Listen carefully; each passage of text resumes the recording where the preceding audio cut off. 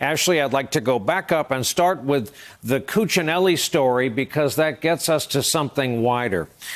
He is a vocal loyalist of the president on his platform when he was affiliated with CNN.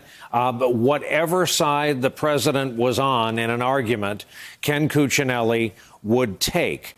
But how can hiring loyalists and just loyalists cost you when a rigorous response to a real crisis is what's called for?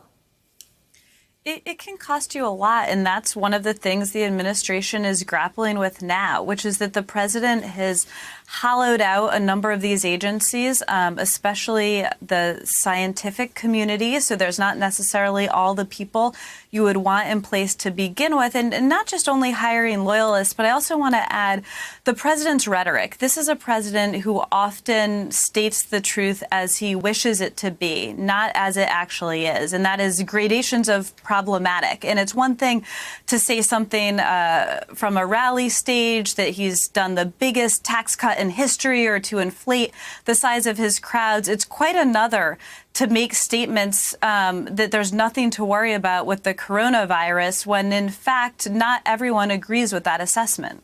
Robert Costa, on the coronavirus, what do you think is the level of the president's real concern, and what's been the target of most of his concern thus far? There is significant concern, not only in terms of the management and response within this administration privately at the moment, but also about the political consequences of the stock market drop. On the phone tonight, just a few hours ago, with Larry Kudlow, the White House economic advisor, Peter Navarro, the White House trade advisor, and other White House officials, and top GOP donors. They're paying close attention to this because they see the stock market and the Dow Jones Industrial Average being around 28,000, going all the way up to 29,000 is central to the argument they're making to suburban voters this fall. But more important right now for them is making sure they're getting information from China. But this has not been a coordinated response at every level, and there are many challenges within the administration and with global partners.